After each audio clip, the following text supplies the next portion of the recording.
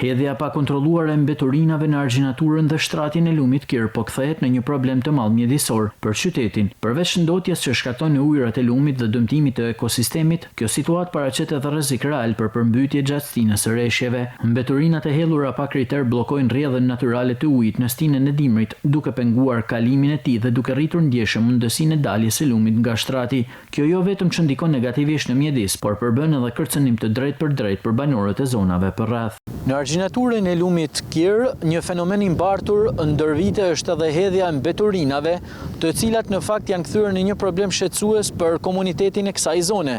Ndërkohë nga ana tjetër, këto mbeturina në lumin Kir bllokojnë rrjedhën e ujit dhe rrisin rrezikun e përmbytjeve.